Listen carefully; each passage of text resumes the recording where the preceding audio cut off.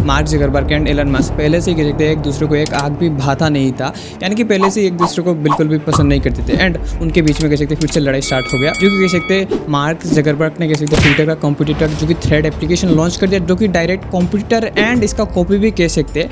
And Elon Musk कह सकते बहुत ज़्यादा गुस्सा हो गया, क्योंकि कह सकते फेसबुक जिसका ऑडियंस बेस दुनिया में सबसे ज़्यादा है, करीब करीब कह सकते 300 करोड़ पीपल हर महीने फेसबुक को एक बार ना एक बार डेफिनेटली यूज़ करते हैं। एंड उसके बाद इंस्टाग्राम जिसका यूज़र बेस कह सकते 200 करोड़ का है। एंड इसीलिए कह सकते मार्क ज़करबर्ग आराम से उनके यूज़र को उनके थ्रेड एप्लीकेशन के अंदर भेज सकते हैं, इंस्टाग्राम एंड फेसबुक। ये बेसिकली एक इस तरह से हो जाएगा कि समुंदर से पानी उठाने जैसा, क्योंकि मार्क ज़करबर्ग के पास कह सकते इतने सारे ऑडियंस है। एंड एलन मस्क कह सकते इस चीज़ से डरे हुए हैं।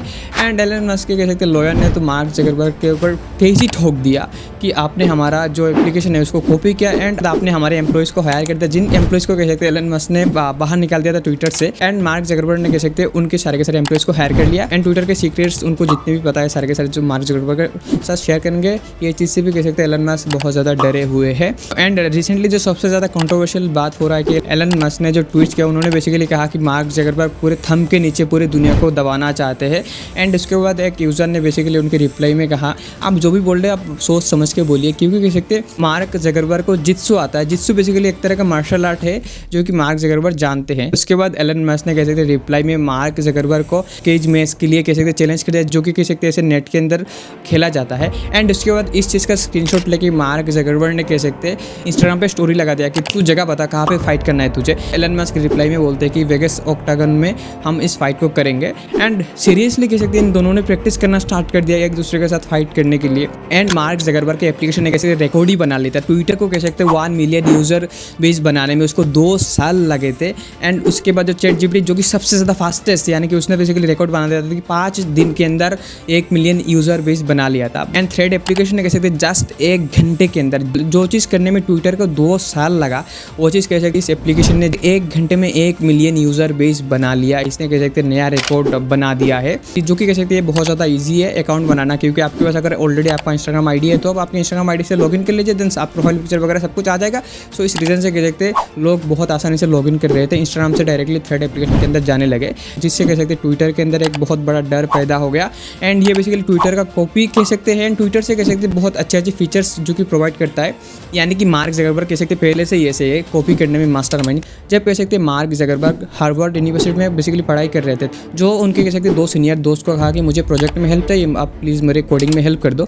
सो उन्होंने कोडिंग करके दिया। एंड उन्होंने इस कोडिंग को यूज़ करके फर्स्ट वर्जन जो फेसबुक का है उसको बना दिया एंड मार्केट में लॉन्च कर दिया। एंड जैसे ही कह सकते उनके 2 दोस्त को पता चला, उन्होंने कह सकते कोर्ट में केस ठोक दिया मार्क ज़करबर्ग के खिलाफ। एंड ये केस मार्क ज़करबर्ग हार गए। एंड एज ए कॉम्पनसेशन कह सकते उनको $65 मिलियन में उनको डील करना पड़ा। एंड फेसबुक के कुछ शेयर भी उनको देना पड़ा। एंड उसके बाद कह सकते हैं इंस्टाग्राम मार्केट में लॉन्च होता है। उसके बाद कह सकते हैं इंस्टाग्राम ने बहुत जल्दी 1 मिलियन यूज़र बेस बना लिया था। एंड बहुत सारे यूज़र इंस्टाग्राम के साथ जुड़ रहे थे, क्योंकि इंस्टाग्राम तब के समय में मोबाइल के लिए बना था and Facebook desktop and laptop में बेसिकली चलता था। सो जिस रीज़न से कह सकते ज़्यादातर लोगों के पास डेस्कटॉप या फिर लैपटॉप वगैरह नहीं था, तो ज़्यादातर लोग मोबाइल फ़ोन यूज़ कर रहे थे।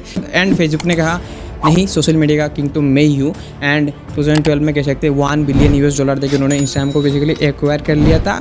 एंड इंस्टाग्राम भी हो चुका था फेसबुक का एक प्रोडक्ट। एंड उसके बाद फिर से कह सकते व्हाट्सएप मार्केट में लॉन्च होता है। तब कह सकते व्हाट्सएप का जो कॉम्पिटिटर था एक तरह से आप कह सकते मैसेंजर, जो कि उन्होंने कहा कि हमारे पास भी तो व्हाट्सएप की तरह मैसेंजर एप्लीकेशन है, बट क्यों हमारे बेसिकली मैसेंजर एप्लीकेशन को व्हाट्सएप की तरह लोग यूज़ नहीं कर रहे। एंड उसके बाद व्हाट्सएप ने कहा कि हमारे पास तो रियल टाइम डाटा है, डायरेक्टली हम फ़ोन नंबर से लॉगिन करवा रहे हैं लोगों को। एंड व्हाट्सएप कह सकते बहुत जल्दी मार्केट में बेसिकली फैल रहा था, क्योंकि इसमें कह सकते इंटरनेट बहुत कम लगता है एंड आपको बिल्कुल भी कोई ऐड देखने को नहीं मिलेगा एक्स्ट्रा। इस तरह से कह सकते व्हाट्सएप को लोग डाउनलोड कर रहे थे। एंड उसके बाद फेसबुक ने फिर से कहा कि ऐसे तो नहीं होगा, इंटरनेट का तो राजा हम ही है।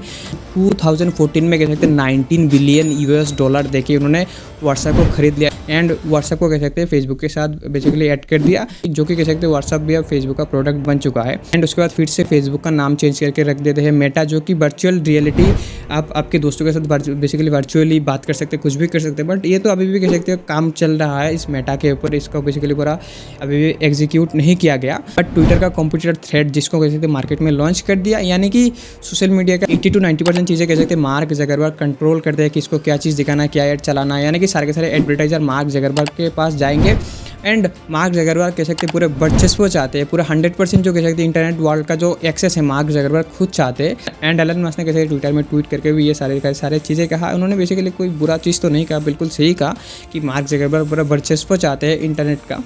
सो बेसिकली दोस्तों आप लोग ये सारे के सारे चीज़ों के बारे में क्या सोचते हैं? आपका राय डेफिनेटली बहुत ज़्यादा इंपॉर्टेंट है, आपका राय नीचे कमेंट में डेफिनेटली बताना। सो मिलते हैं इस तरह के और किसी नेक्स्ट वीडियो के साथ।